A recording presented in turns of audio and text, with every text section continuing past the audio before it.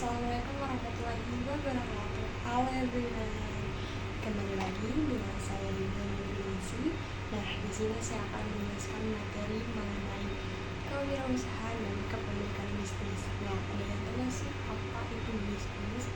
Kan kita sering mendengar ya, kayak ada yang bukan bisnis baru tuh kita datang ke sana ini cobain apa sih bisnisnya, bagaimana sih bisnisnya, atau kadang kita berpikiran kayaknya nanti kemungkinan aku akan buka bisnis kecil-kecilan barangkali, atau mungkin nanti akan untung. Nah, apa sih yang dimaksud dengan bisnis?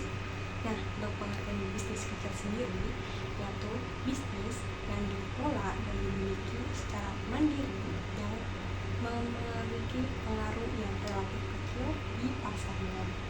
Berdasarkan peraturan pemerintah nomor 7 tahun 2021 tentang perlindungan dan pemberdayaan koperasi dan UMKM atau PPUMKM pada 16 Februari 2021 telah ditetapkan kriteria UMKM terbaru yang sebelumnya yang termuat dalam Undang-Undang nomor 20 tahun 2008. Nah, apa sih yang membedakan antara kriteria UMKM yang lama dengan yang terbaru? Nah, untuk perbedaannya tidak ada perbedaan yang mencolok atau signifikan ya, hanya terdapat perbedaan pada jumlah nominal aset dan omsetnya saja. Nah, apa saja sih kriteria UMKM tersebut? Nah, jadi bagaimana sih cara kita untuk bisa mengetahui membedakan sebuah bisnis ini termasuk dalam skala ukuran usaha apa sih? Supaya kita tidak bingung, simak informasi berikutnya. Nah, untuk kriteria UMKM ini terbagi dalam 4 skala ukuran usaha. Yang pertama yaitu usaha mikro, yang kedua yaitu usaha kecil, dan yang ketiga yaitu usaha menengah, dan yang terakhir atau keempat yaitu usaha besar. Nah, yang membedakannya yaitu berdasarkan aset dan omsetnya. Nah, untuk aset ini di luar tanah dan bangunan ya, jadi asetnya yaitu hanya berupa modal uang saja. Dan untuk omset itu yaitu hasil penjualan tahunan. Dan perlu diingat ya, untuk menentukan sebuah bisnis atau usaha itu termasuk ke dalam ukuran usaha apa, yaitu berdasarkan aset, di mana aset ini di luar tanah dan bangunan, jadi hanya modal berupa waktu saja ya. Dan untuk omsetnya yaitu hasil penjualan tahunan. Nah, untuk kategori yang tadi kita telah sebutkan, untuk yang kategori pertama yaitu usaha mikro, yaitu dengan aset maksimal 1 miliar dan dengan omset maksimal 2 miliar. Nah, untuk kategori kedua yaitu usaha menengah, yaitu dengan aset lebih dari 1 miliar sampai dengan 5 miliar dan dengan omset lebih dari 2 miliar sampai dengan 15 miliar.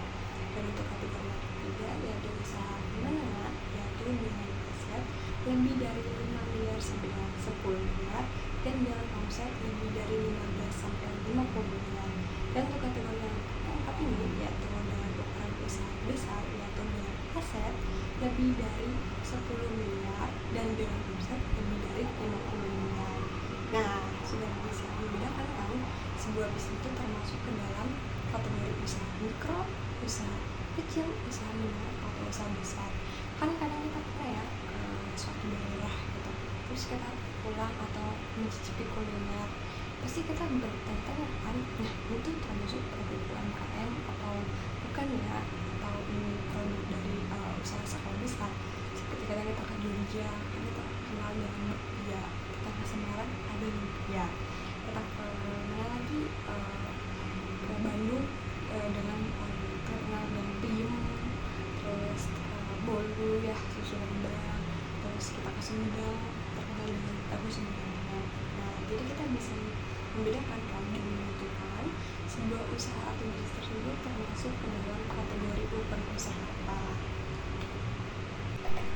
Nah, setelah kita mengetahui dan dapat menentukan sebuah bisnis itu termasuk ke dalam ukuran usaha apa sih, seperti kan itu sudah disebutkan ya, sebuah bisnis itu bisa termasuk ke dalam kategori ukuran usaha mikro, kecil, menengah, dan besar.